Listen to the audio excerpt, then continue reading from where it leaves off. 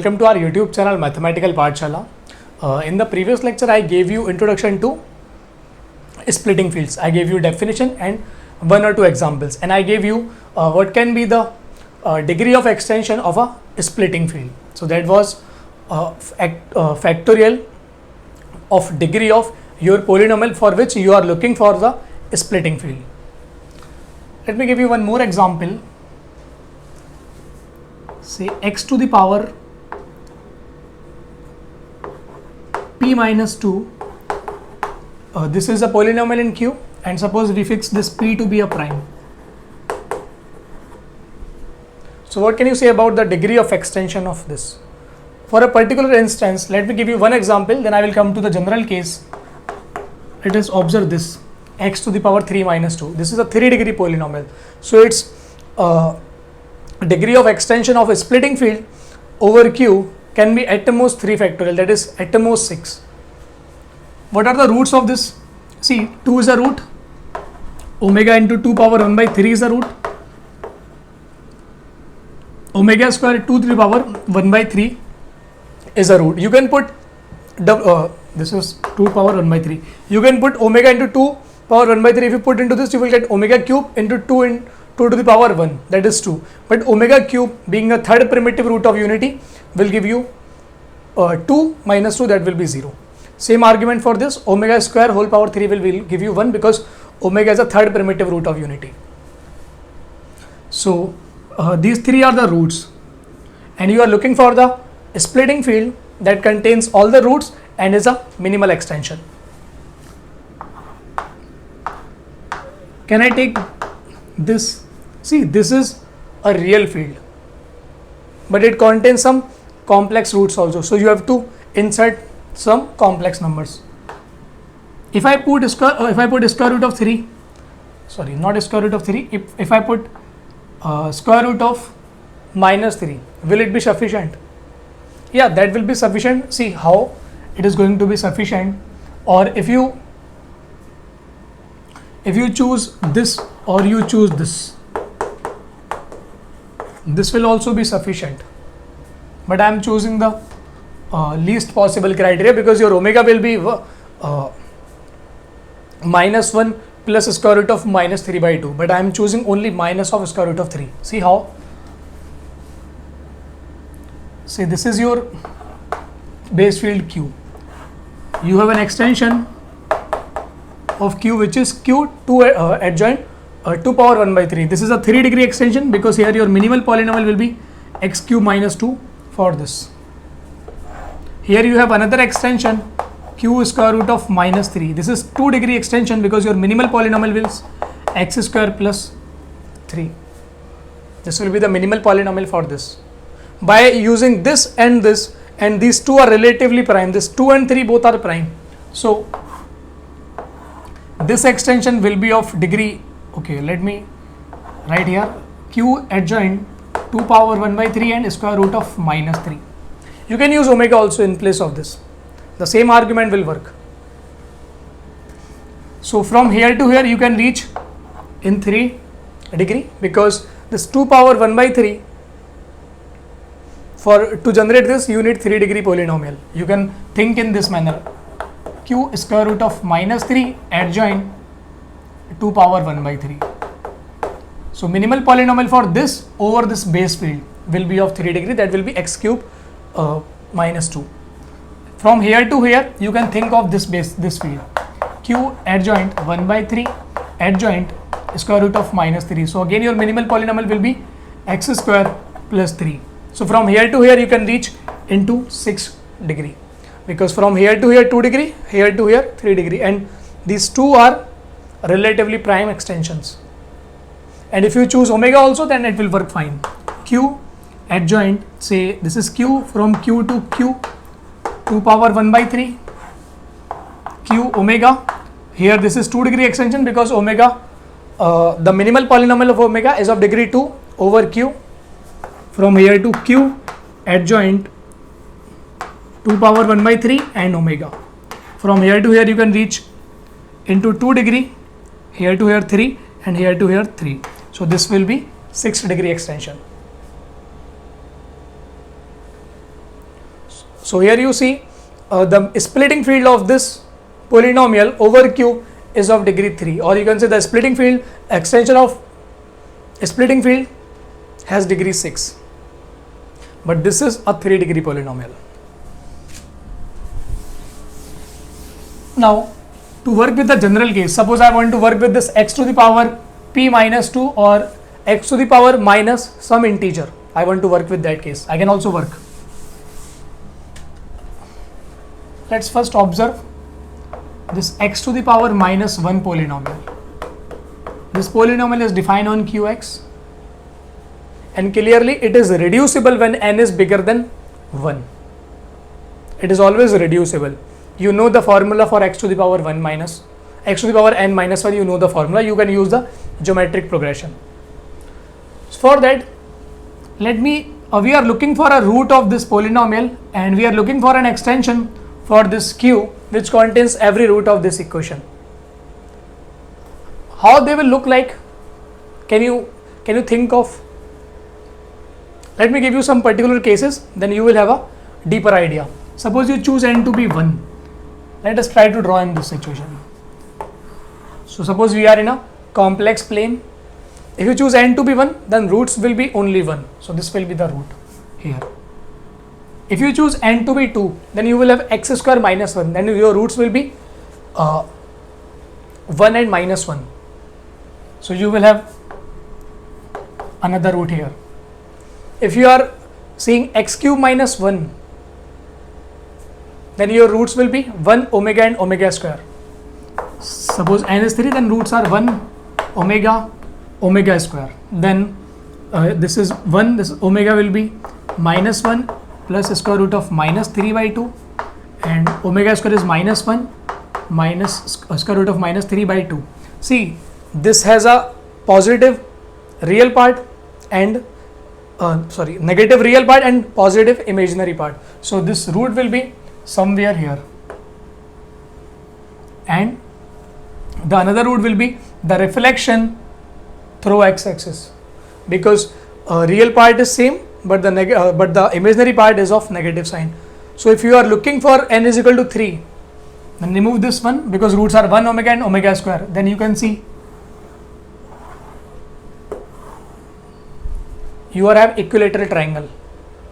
If you choose n to be 4, then your equation will be x power 4 minus 1. It has roots 1 minus 1 iota minus iota. If you draw this, then you will have, this is 1, this is minus 1, this point will be somewhere say iota, and say this point will be minus iota. It is not necessary this is exactly minus iota, but I am drawing in a same picture, in a same R2 plane.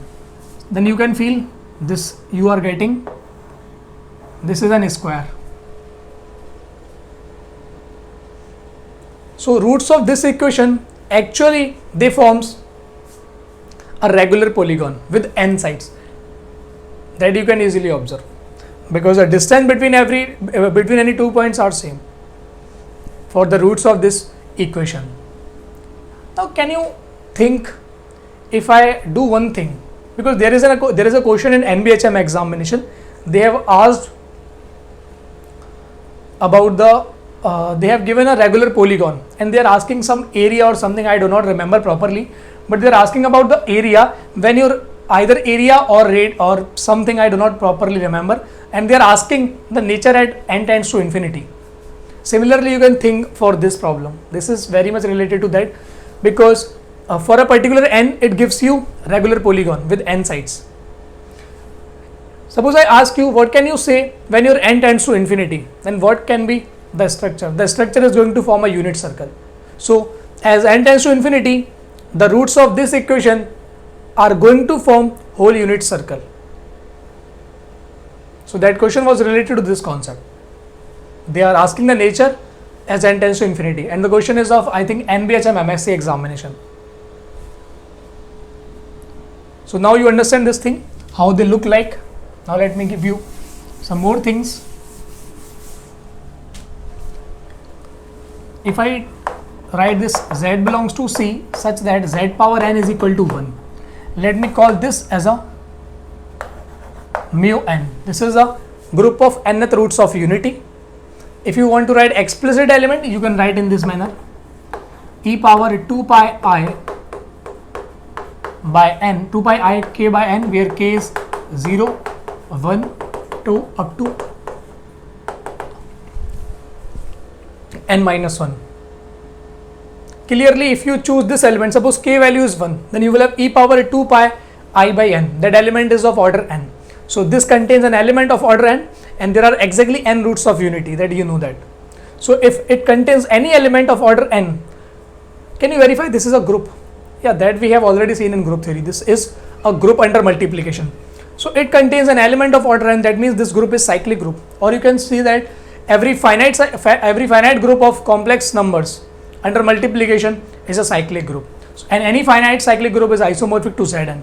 So this group is actually isomorphic to Zn, which is Z by Nz structure. And you can also find some natural isomorphism between them. Suppose I define Z by Nz to this mu n. What I need to show that if I want to make an isomorphism, I need to send generator goes to generator. If I send my generator to generator, then this will generate whole group and this image will generate whole codomain. What is the generator in Z by Nz? Any number which is prime to n. So in a particular case, I can choose my 1. Suppose I send 1 to e power 2 pi I by n. Then under this mapping, this is a well-defined group homomorphism, and this is an isomorphism you can verify. So this mu n is isomorphic to Zn. Now let's observe some more basic idea about this.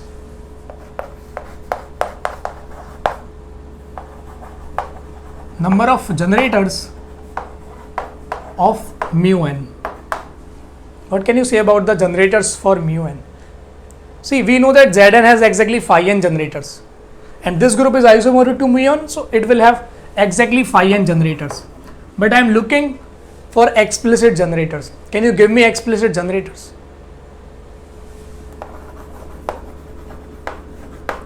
Generators of mu n are precisely e power 2 pi I k by n with the GCD of k comma n is 1 and k is less than or equal to n. Because if you choose k to be n or k is bigger than n, then you will have repetitions. Because if you choose k to be n, then you will have 2 pi I n by n, that will give you 1, but 1 is already there. If you use k to be n plus 1, then you can divide with n, you will have 2 pi I n plus 1 by n, that is 2 pi I by n. So that is not a new element. That element you can generate by choosing k to be 1 also. So if you choose GCD of k and n is 1, then clearly it is a generator. And how many elements are there of this format? You need to count total number of elements which are relatively prime to n and less than or equal to n. There are exactly phi n generators, or there are exactly phi n elements of this format that we know from the basic group theory and basic number theory. So we have exactly phi n generators. Let me call zeta n is a e power 2 pi I by n.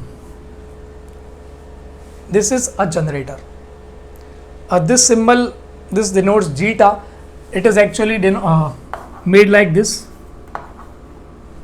but I am creating like this. So here you take this symbol, this I am saying as a zeta. This is coming from the Riemann zeta symbol.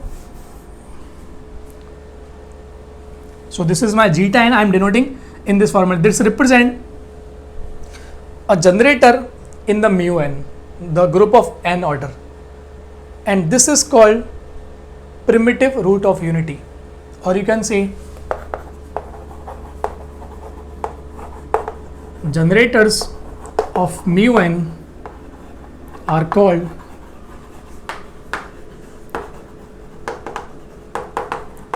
nth primitive roots of unity. This is the exact definition for the primitive roots of unity. So in this group you take all the elements whose order is n, and those are called generators. So clearly this is a generator. And you can also observe one more thing. This zeta n can generate whole of group. So rest elements can be written in this format: zeta n square, zeta n to the power n, which is exactly 1. So you are having these n elements: zeta n square, zeta n cube, up to zeta n to the power n, which is exactly 1. So this is the complete structure of this mu n group. Now you note down these things.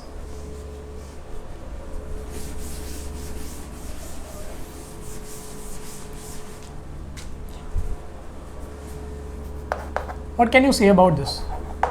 Mu d is contained in mu n if and only if this d divides n.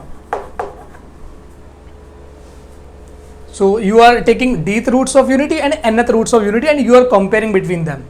So one is contained in other if and only if the smaller number this divides the bigger number. So the proof is straightforward. See how? If you choose any element from, if you see, this is contained in this, but clearly this is a group of order t, this is a group of order n, and both are under multiplication. So by Lagrange theorem, order of group divides order of subgroup divides order of group. Order of subgroup is d, order of group is n. So d must divide n. The converse is again straightforward. Let d divides n, and you want to show this is contained in this. You choose any arbitrary element. Suppose this is an arbitrary element, that means this must satisfy this equation. So you will have x to the power n as x to the power d whole power n by d. This is well defined because d is a divisor of n. So x power d is 1. So 1 to the power some natural number or some integer will definitely give you 1 again. So it is satisfying this property also. That means this x is a member of mu n, and this x was an arbitrary element. So this mu d is contained in this mu n.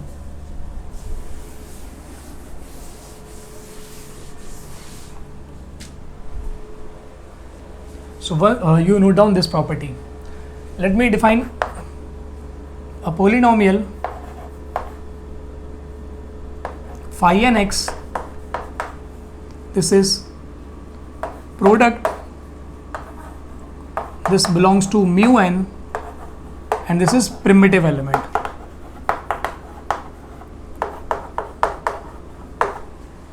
This polynomial is called cyclotomic polynomial.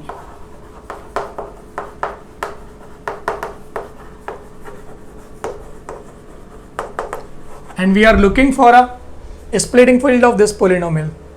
We will soon call the splitting field for this polynomial, we will call as a cyclotomic extension. This is a cyclotomic polynomial. Exam के perspective से हम लोगों ने ring theory में इसका कुछ part करा था, उससे आपके क्वेश्चन सॉल्व हो जाएंगे इजीली, बट हमने इसकी जो बेसिक थ्योरी है वो वहाँ पर कुछ पर्टिकुलर केसेस देखे थे, बट यहाँ पर सारी की सारी थ्योरी देखेंगे. So you are taking a product of linear factors of x minus zeta, where zeta is a generator of mu n, because zeta I am taking to be a primitive element, so it is a generator. Now for a let's see some particular example. What is phi 1x? That means you are looking in mu 1. Mu 1 contains, that means x is equal to 1, so you will have only one primitive root of unity, so it will be x minus 1. Mu 2 of x, what it will be? That is the second primitive root of unity. What is the second primitive root of unity? That is minus 1. So you are having this. What can you say about this? Phi 3x. It will be the third primitive root of unity.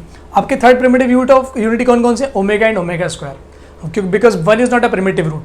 So omega and omega square. So your polynomial will be x minus omega and x minus omega square. So if you combine that two, you will get 1 plus x square. Phi 4x. Fourth primitive roots of unity. You are having 4 roots of unity. 1 minus 1 iota and minus iota. But you want to take only primitive here. So you will have x minus iota and x plus iota. So you will have x square plus 1 actually. If you want to find phi 5x, you will have 1 plus x square plus x cube plus x to the power 4. So you will have this. Now observe one thing.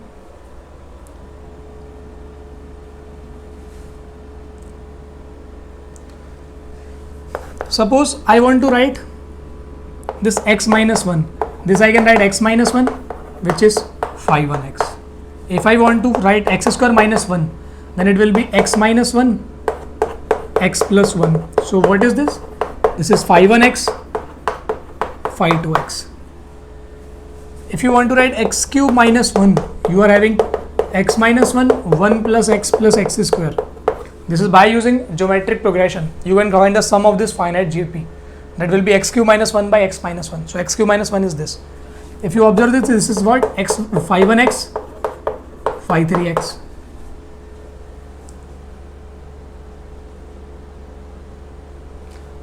If you write x4 minus 1, it will be x minus 1, x plus 1, x square plus 1, which is actually phi 1 x, phi 2x, phi 3x, sorry, phi 4x.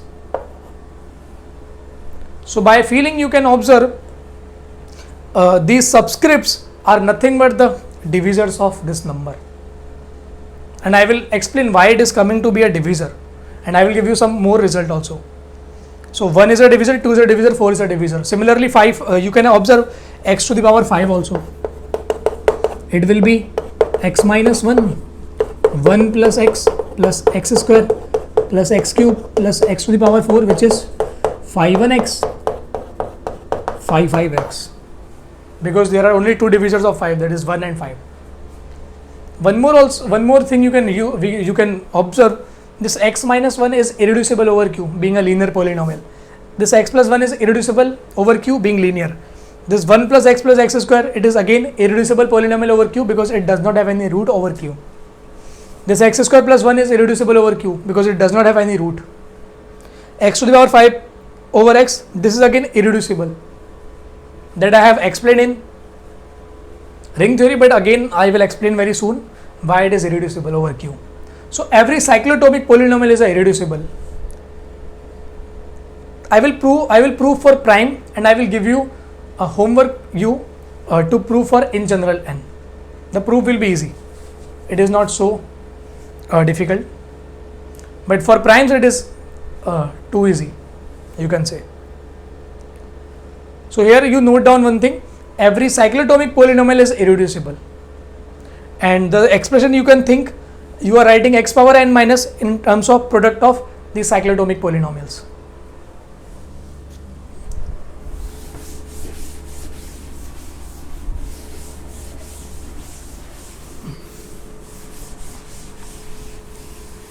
So you observe this thing. Suppose x to the power n minus 1 you can write as x minus alpha 1, x minus alpha 2, say x minus alpha n, because it will have exactly n roots in some bigger field than q. So you are writing this, and we know that this thing also, mu n contains mu d if and only if d divides n, that we know that. So surely I can write this as a product of d divides n, because जब d divide करेगा n को तो आप वो सारे factors अलग कर सकते हो.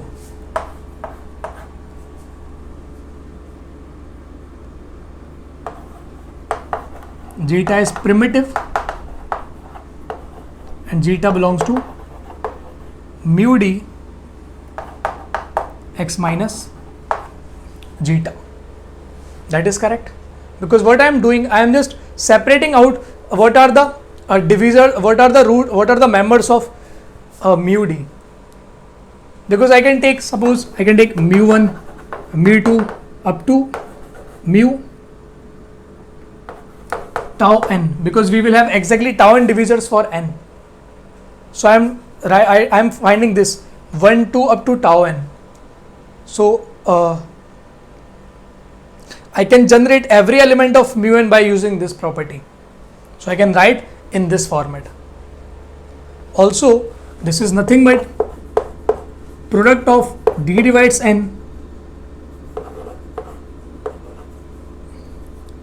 phi d x cyclotomic polynomial.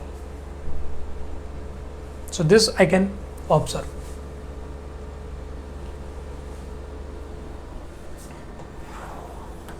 You wrote the definition of phi and x as product zeta belongs to mu n and zeta is primitive, and you wrote x minus zeta. Now you compare.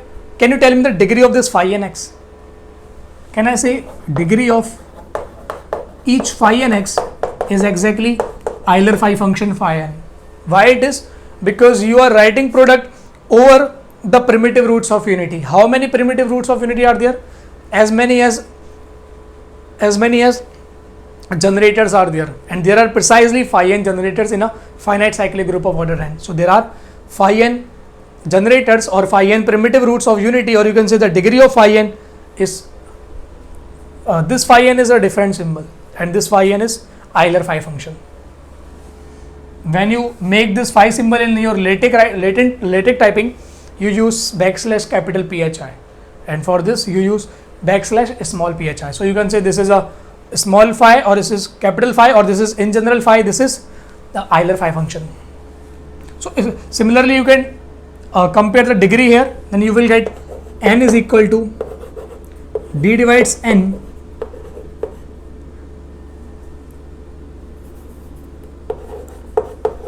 phi d. This is the Euler phi function by comparing the degree. And if you remember, I gave you this result very early in group theory when I proved something related to complex numbers and their subgroups. So I used this result earlier, but this is the basic proof you can use here, you can prove here. So this is by comparing the degree of this right hand side and left hand side. Now let us prove this phi n, the cyclotomic polynomial. This is irreducible polynomial. Let's first I prove for primes.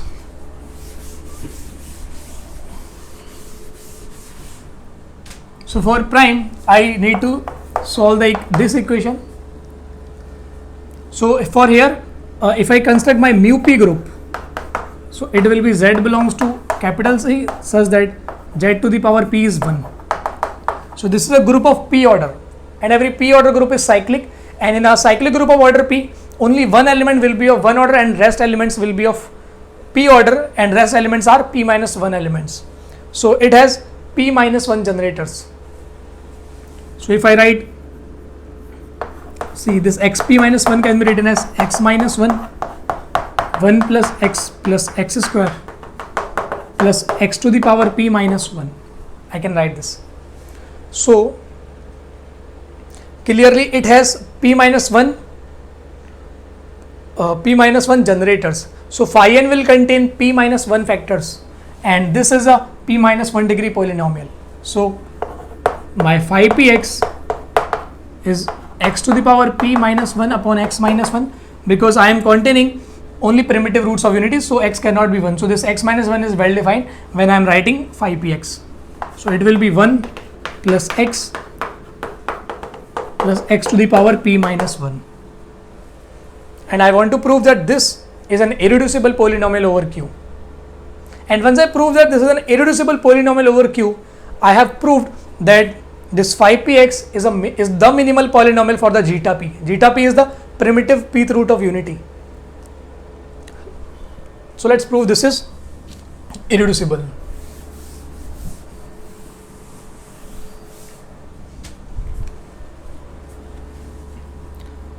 I can use this criteria. Phi px is irreducible if and only if phi px plus 1 is irreducible. Can I use this? Phi px is irreducible if and only if phi px plus 1 is irreducible. See, this is valid provided you are looking over a field, and we are already in a field because we are verifying over Q. So on a field this is valid, but if you are looking for some integer or some non-field structure, then this criteria you cannot use. This is true only for the fields. So I can use this criteria. Let's observe this phi p x plus 1. This phi px is this So it will be x plus 1 whole power p minus 1 upon x plus 1 minus 1. So it will give me, I can use binomial expansion here. So it will be p choose 0 plus p choose 1 x plus up to p choose p x to the power p, and minus 1 is already there, and enter x. P choose 0, that is the number of ways choosing 0 elements out of p elements is exactly 1. So this will get cancelled out. P choose 1, I can cancel out x also by taking x common out. So I will be having p choose 1 plus p choose 2 x plus p choose p x to the power p minus 1. So you observe this p choose 1 is a multiple of p, p choose 2 is a multiple of p. That is easy task. And up to all the coefficients are multiples of p, and p choose p will give you value 1. So this p divides a0, p divides a1, and p divides an minus ap minus 2, but p does not divide this coefficient of degree p minus 1 term. And p square does not divide this term because p choose 1 is exactly p. So by using Eisenstein criteria, this is irreducible. Irreducible over Q by Eisenstein criteria.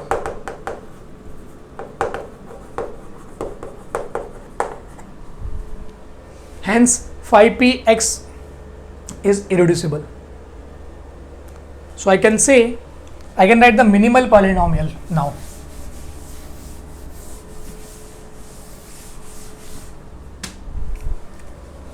I can say phi px is the minimal polynomial for zeta p. Zeta p is the pth primitive root of unity over qx, and this is given by 1 plus x square plus up to x to the power p minus 1.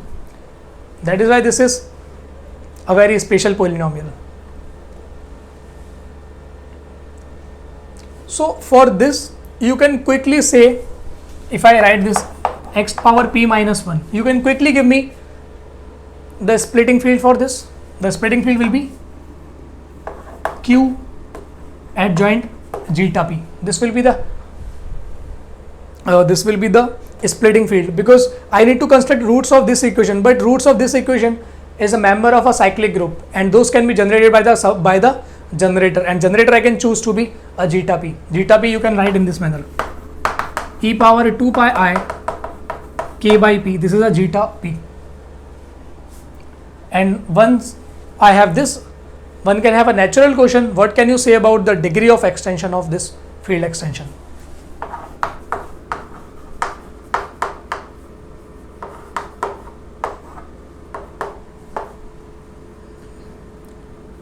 It is the degree of minimal polynomial of zeta p over q, which is same as Euler phi function at p, which is same as p minus 1. So this is the degree of splitting field for the cyclotomic polynomial when your p is prime. Now one can have a natural question: when it is true for prime p, is it true for any natural number? And the luckily answer is yes. Okay, let me write one or two statements. How you define this phi nx? This is product of a product over primitive roots of unity. So this is product of x minus zeta, where zeta is a primitive nth root of unity. So clearly you can observe one thing: this phi n is monic. If I prove that this is irreducible, then I am done. So this homework I am giving to you, and clearly zeta is a root of this. So phi n will be a monic, unique, irreducible polynomial having zeta as a root. So it will become the minimal polynomial. So the homework is phi n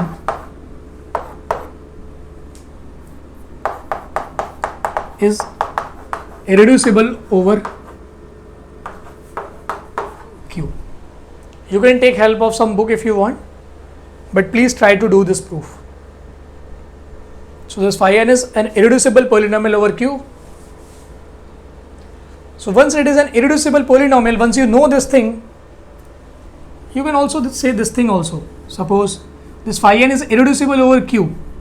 So I can say minimal polynomial for zeta n over Q x, this will be phi n x. So this is the minimal polynomial for the zeta n over the field of rationals. And once you know this, you can directly say the degree of extension Q adjoint zeta n, this will be the degree of minimal polynomial for the zeta n, and the degree of minimal polynomial is the degree of phi n x. But we know that degree of phi n x is exactly Euler phi function. So you can use this thing. So this type of question you may have in your examination. One can ask you, what can you say about the minimal polynomial, or let me write in short, minimal polynomial for zeta 20 over Q. What can you say about this polynomial?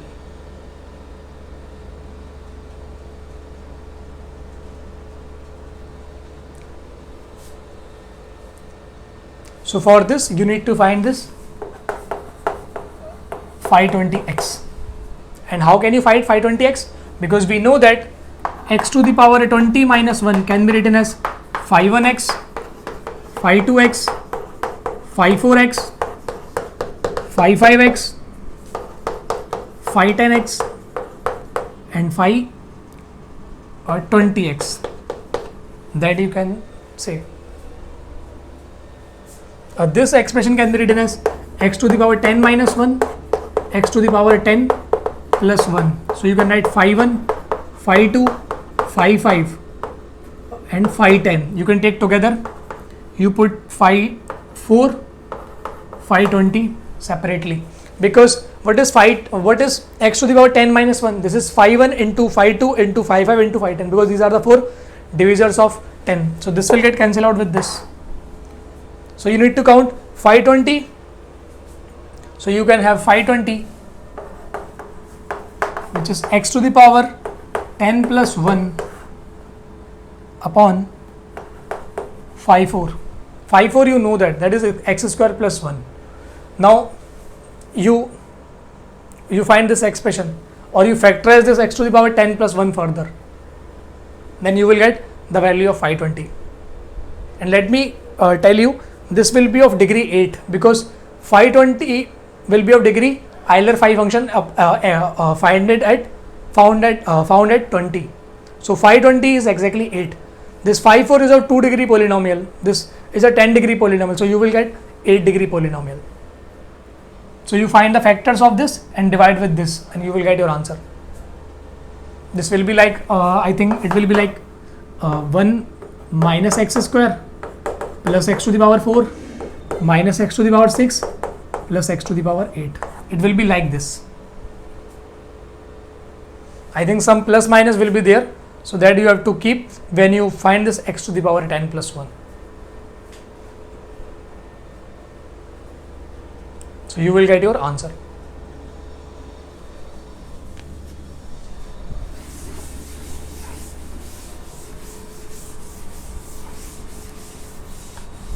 So now you understand what is your cyclotomic polynomial and cyclotomic extension. So अगर इससे related कोई भी question आए तो question miss नहीं होना चाहिए.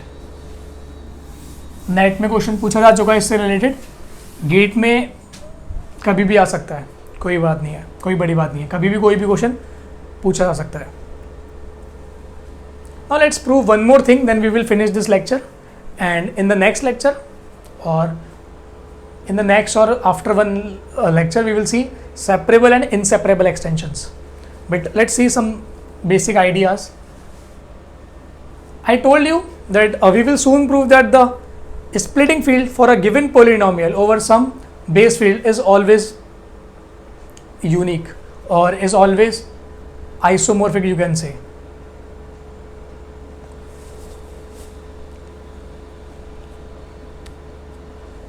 Okay, let's observe this thing. I will prove that that is exactly unique. I will prove this. Suppose we have a field isomorphism from F to F prime. Let me call this as a phi map, and this is an isomorphism of fields. This symbol denotes isomorphism, which I am using from Damit-Foote book. Now once you have this map, this induces a natural map from Fx to F prime x.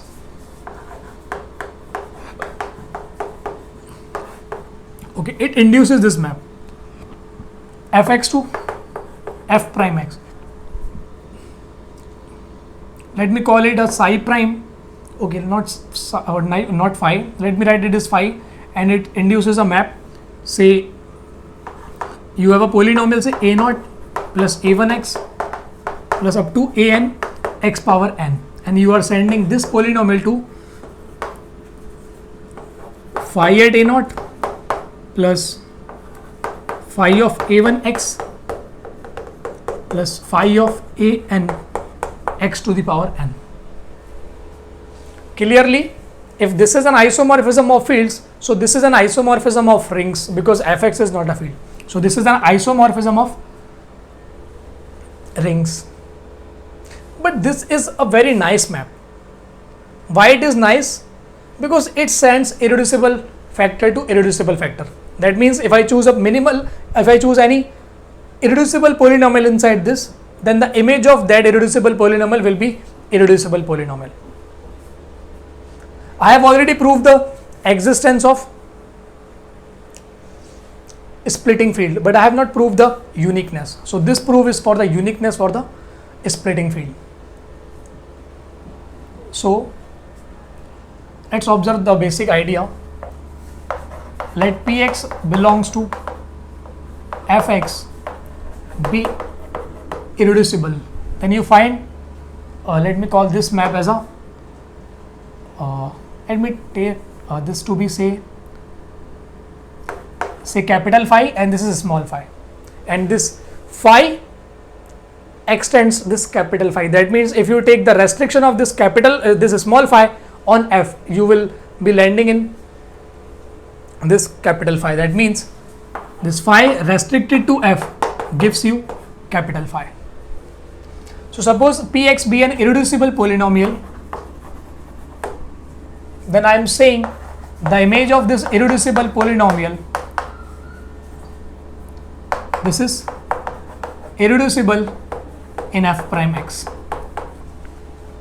And the proof is one line proof. I have already given you as a homework this, but let's discuss how you can prove. Suppose you want to find the proper factorization of this, then you will be having like this. Some say gx into hx for some gx and hx inside F prime x. But your mapping is a very nice, it is an isomorphism of rings. So gx will have a pre-image, hx will have a pre-image. So this phi px can be written as gx will have some pre-image, so gx can be written as some phi of, let me write g prime and h prime, because this I am meaning that the primes are the member of this F prime. So it will have some pre-image. Let me call the pre-image of g prime is g, and pre-image of h prime, say it is h, and pre-image will be unique because this is an isomorphism for some g and h inside Fx. But your phi is an isomorphism, so you can use the multiplicativity. You will have gx hx, but your phi is 1 1 also, so this will force p is equal to gh. That means if your phi px is reducible, then your p will be reducible. If you use the negation, p is irreducible implies phi of p is irreducible. So this implies if p is irreducible implies phi of p is irreducible. So you are having this property. Once you have this property, you have this also. That means you can again get a natural homomorphism between these two fields. So this phi extends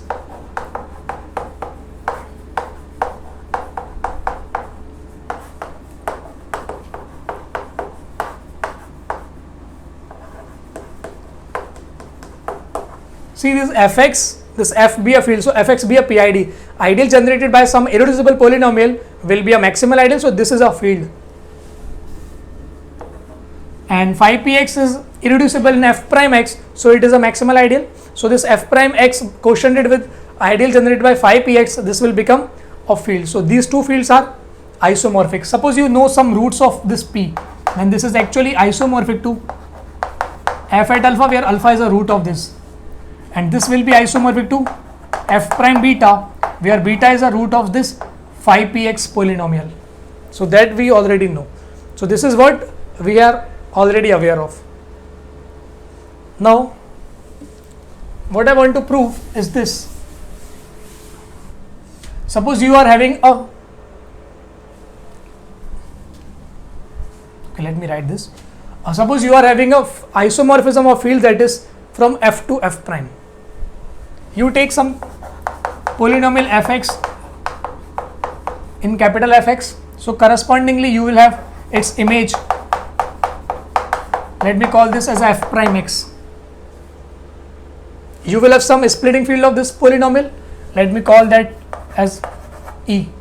Then correspondingly you will have some splitting field for this. Let me call this as E prime, because we know that a splitting field exists. If there is an isomorphism between fields and you have given a polynomial fx and its image is f prime x, what can you say about the splitting fields of these two? Are they isomorphic? Yeah, actually they are isomorphic. See, I can always give you a isomorphism between E and E prime. This implies E is isomorphic to E prime, and suppose sigma is a mapping from E to E prime, and this is an isomorphism. If you restrict this sigma, suppose f to f prime, then this mapping is actually your capital phi. So this is the property. So there is an isomorphism between their splitting fields, and this sigma extends this capital phi. That means if you take the restriction of sigma on f, you are landing into phi map. Okay, let's prove this statement.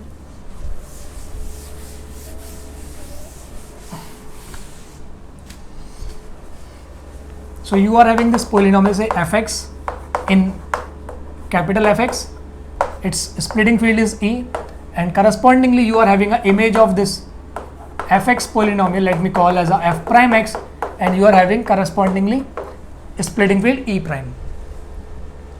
And I want to show that this E and E prime are isomorphic.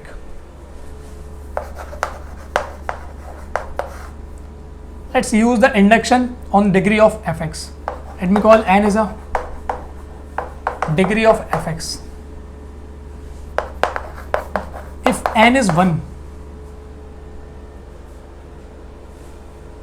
then what can you say? If n is 1, that means your fx is a linear polynomial, and linear polynomial will have linear image, because the way we are constructing, if this is linear polynomial, then this will be linear. So for this you can choose f to be E, f prime to be E prime, and your sigma mapping you can choose to be capital phi, because you are already having an isomorphism between f and f prime, so you can use that map sigma as phi. That means for n is equal to 1, the result is true. Now suppose let the result is true up to all natural numbers which are less than n. That is, it means it is true for n minus 1 also. So your fx, it has two choices. Either it is completely, either it has all the linear factors. That is one chance. So it is a chance if fx factors completely into f. That means you can write fx as a x minus alpha 1, x minus alpha 2 and x minus alpha n inside f. Then correspondingly its image can be written as some x minus beta 1, x minus beta 2 and x minus beta n. So if fx is of this format,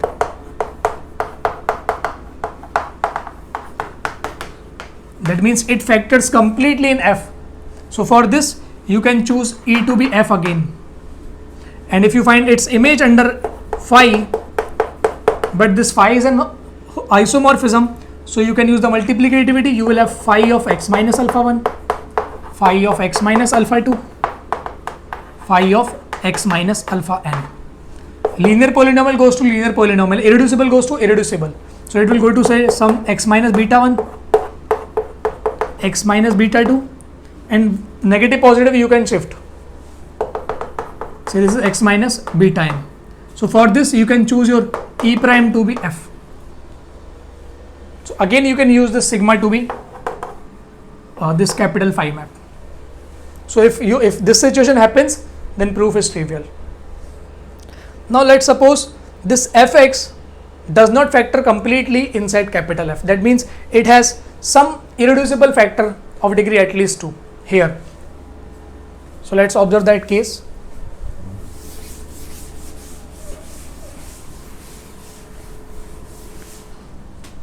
Suppose fx does not factor completely in f. This implies there exists at least one irreducible factor of fx of degree bigger than or equal to 2, and correspondingly you will have same factorization in the f prime x because of this, the way we have defined this isomorphism. So this phi of fx, which is f prime x, this must contain some irreducible factor, will contain at least one irreducible factor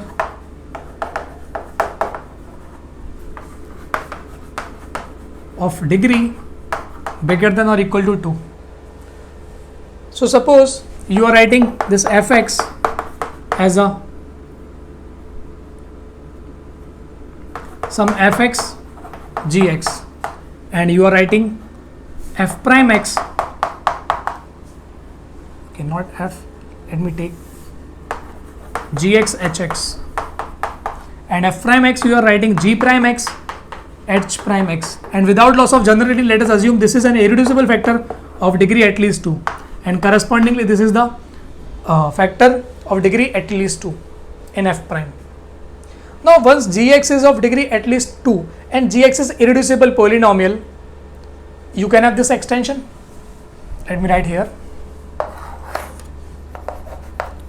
fx factors ideal generated by gx. So this will give you an extension of f which contains a root of this g. So suppose alpha is a root of this g. Suppose this alpha is a root of g and correspondingly the beta is a root of this b. So I have a field, say f alpha, and correspondingly I am having f prime beta. So this f alpha is an extension of this capital F which contains a root of this g, but the root of g is a root of f also. So this f alpha has a root in this. So you can observe one more thing. If alpha is a root of g, then alpha is a root of f. Similar argument here, if beta is a root of g prime, then beta is a root of f prime also. And this f alpha contains a root alpha. So you can write this fx as x minus alpha into some polynomial, say f1x. And similar argument here, you can write f prime x as x minus beta, and this is say f2x, f2 prime, let me write f1 prime. And this factorization I can write inside capital F alpha, and this I can write inside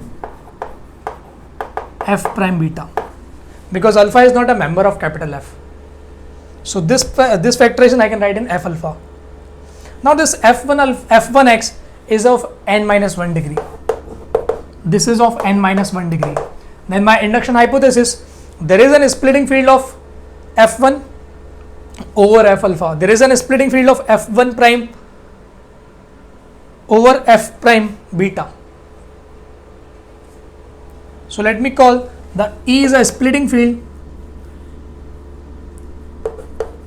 for F1x over F alpha, and let E prime be the splitting field of F1 prime x over F prime beta. So this E will contain every root of F1. This E prime will contain every root of F1 prime, and it will also contain this beta also, because this E prime is an extension of F prime beta. Similar argument here, this F alpha, this E contains alpha also, because this E is an extension of F alpha, being a splitting field. So you observe this thing, I am removing everything, and let me write one more line and the proof will be finished. You are having this capital F, capital phi from F to F prime. This is an isomorphism. Then you prove, you already know this proof, that we know that if F and F prime are isomorphic, then if you choose any irreducible polynomial that is a root alpha, then I have this mapping. Let me call this map as a say T map. This is an isomorphism of field. But then I prove by F alpha I can extend from E to E prime, because E is a splitting field of F alpha or for the F1 alpha, and E prime is a splitting field for F1 prime alpha. So I can extend this also. So this E and E prime are same, but one thing I have left for you, that is to prove this E is the splitting field for small fx, and you prove this is the splitting field for this F prime x. This I have not proved. So this I am leaving it to you. You proved it. I have proved this E is a splitting field for F1 prime, F1x. This E prime is the splitting field for F1 prime, but I haven't proved this E is a splitting field for F. This E prime is a splitting field of this F prime. So this I am leaving it to you. And you also say this map is sigma, and obviously the way you are creating, if you restrict your sigma, you will automatically will be inside this phi map. So this was the sketch of proof for writing proof formally. So this every time for writing proof formally I will leave it to you, but I will give you enough techniques to complete the proof. I have given you everything. And to argue that this E is a splitting field of Fx and this E prime is a splitting field of F prime x, you do not need to write anything. You just observe the situation, or you observe the definition of E and E prime, you will get the answer.